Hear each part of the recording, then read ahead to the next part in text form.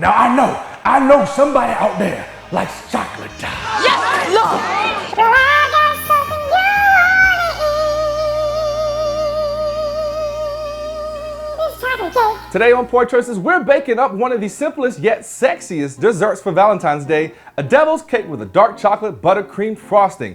So good, it'll have Mr. Chocolate Rain himself on Demon Time. And because this recipe tastes way more complex than it is to make, you'll be fooling yourself and be like, Oh, I am the greatest baker on earth. because guess what? We're weighing everything, ensuring consistent results every time. Except for that one part of the video where well, you'll just have to watch and see. But she came out fine as hell, didn't she? That boy is good. First things first, we're gonna need a few bowls, a sifter, a food scale, and a hand mixer or stand mixer would help unless you wanna work on those big old Popeyes forearms.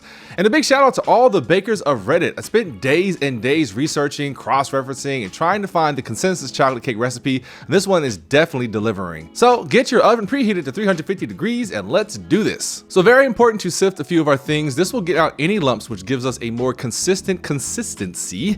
And it's also going to give you so much more precision to use a food scale. Some things will be measured in volume, but a lot of this will be in grams. So we're gonna sift out 240 grams or 2 cups of all-purpose flour into a bowl, and we're gonna add 2 teaspoons of baking soda, 1 teaspoon of salt, and half a teaspoon of baking powder. Let all that hang out in the bowl while we cream our butter. So I've got my KitchenAid stand mixer ready to go with the paddle attachment, and I've really taken to using this glass bowl lately because I can look on the sides and immediately identify the areas that need scraping down and better mixing. So into the stand mixer goes half a cup of unsalted butter at room temperature. Unsalted and room temperature is key here. Don't just grab any box of butter out of the fridge, okay? And we'll let it mix on medium for about 5 minutes till the butter is nice and creamy. While that's going, we're gonna sift out into a separate bowl from the flour 100 grams or 1 cup of Dutch processed cocoa powder. Now you might be thinking you don't need to sift anything, as I did in the past when I first started trying to bake things, but trust me, this cocoa powder will definitely have a bunch of lumps in it. So get that all sifted through. And if you only have regular cocoa powder, that's okay too. The cake just may not rise as much. So into our bowl with our sifted Dutch processed cocoa powder, we're gonna add half a cup of vegetable oil, and make sure you're measuring this vegetable oil at eye level. It's very easy to look at it from above and completely be off by like a few liquid ounces. Give the vegetable oil and cocoa powder a mixing. It's gonna look like this black oilish type, and then we're gonna pour this into our creamed butter with the paddle attachment still on medium. We'll also add in 300 grams or 1.5 cups of granulated white sugar and 110 grams or half a cup of light brown sugar. Combine into the mixer, make sure you stop to scrape down the sides again. See those streaks of butter? We want all that mixed in. You'll mix this for a few minutes until combined and fluffy. Now with the mixer still running, we'll add in 3 whole room temperature eggs. And yes, room temperature, 1 at a time, letting them incorporate into the mix before adding the next. Again, if you need to stop and scrape down the bowl and get any of the excess things that may be stuck to the paddle mixer or the sides, go for it. Then it'll be time to add in 1 tablespoon of vanilla extract. Now we'll switch our mixer to low speed and we'll work in a trio of our flour mixture and half a cup of sour cream and 1 cup of room temperature whole milk. Also, that sour cream is room temperature too. And I got this tip from Preppy Kitchen in that we'll add 1/3 of our flour mix, half the sour cream, half the milk, another 1/3 of our flour mixture, the second half of our sour cream, and the second half of our milk, and then the last bit of our flour. This just ensures that everything has time to properly mix in and give us a lovely smooth batter. The last thing we'll need, and this is also a tip I got from Preppy Kitchen that I pretty much include in all of my chocolate recipes, 1 cup of hot coffee.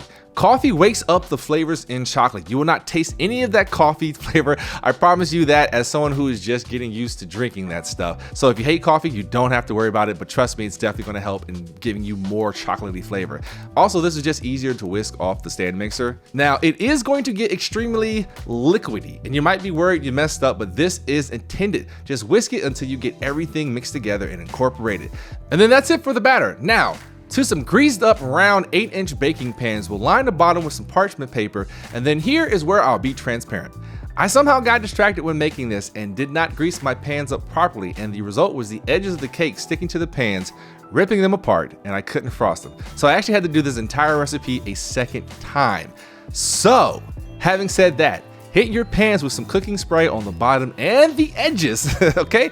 Get your parchment paper on the bottom, and I just went on Amazon and bought 8-inch parchment paper rounds to make life easier, but you can easily find videos on how to cut them into the perfect circles.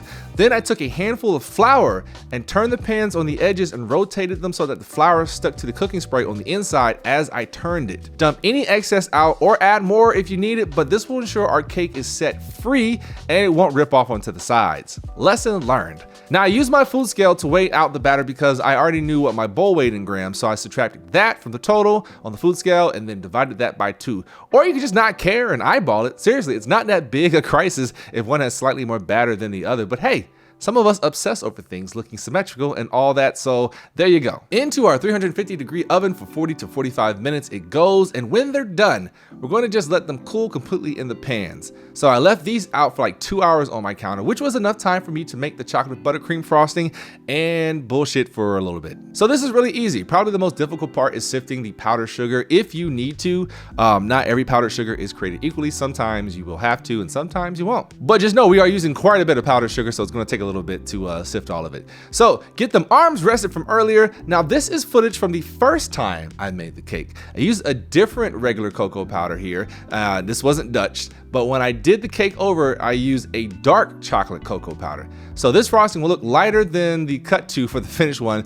Both are delicious, honestly. I like both the regular cocoa powder and the dark chocolate cocoa powder, so it's really up to you. The only difference is one's going to be lighter than the other, and there's a slight difference in the taste. So I am sifting 50 grams or half a cup of unsweetened cocoa powder, and it could be regular or dark. I'm also going to put 1.5 cups of unsalted butter, and this is room temperature as well, into my clean mixing bowl and let it get light and fluffy on medium for about 5 minutes. Also, I should have used my whisk attachment here, which I did in the remake of my frosting. So just an FYI, I know you see the paddle one here, but ideally you should use the whisk one that comes with your KitchenAid stand mixer or whichever stand mixer you're using. So once the butter is creamy, we'll dump in the half cup of unsweetened cocoa powder, and then we'll add in 3/4 teaspoon of salt and 1.5 teaspoons of vanilla extract. And I stopped to scrape down the sides just like before with the batter. Then I'm adding in 720 grams or 6 cups of powdered sugar.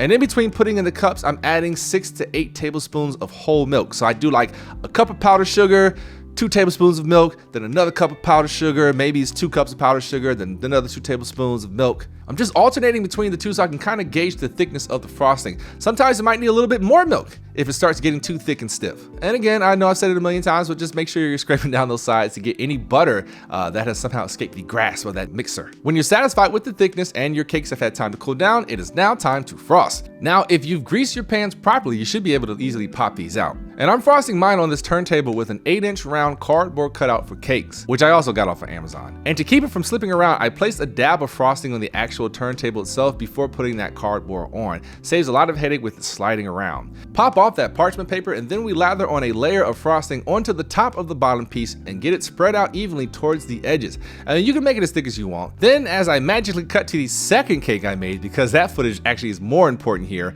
place the second cake piece on top and then frost that, starting with the top and then working your way down to the edges ever so gently if you're new to this. It may take a while, but eventually your cake will go from the ugly duckling fresh out of the pan into the beautiful swan that it is. And you can get fancy with the frosting designs if you're feeling up to it. My skill level right now is just this swirly pattern thingy using this thin spatula on top, but hey, it still looks good. And that's it. Don't obsess if your frosting process is a little messy. You can always take a little paper towel and clean up anything that spills off the edges onto the turntable, whatever. The most important thing is just having everything even. And yes, I use all of my frosting. And this is it. Now there's so many more tips and tricks to baking, like starting with a very ugly layer of frosting first, refrigerating, and then doing your presentation layer. You know, there's so many other things, but this is just a great simple chocolate cake to start out with, and it's so good. So hey, this has been Poor Choices Kitchen. Hope you've enjoyed this recipe. We have a Patreon link down in the description. $1 a month is all we ask for to pay for recipes in these here inflated times. And if you are a baker of Reddit or just a baker in general, like, please feel free to drop down some of those tips and tricks in the comments. I'd love to read those and just actually employ them into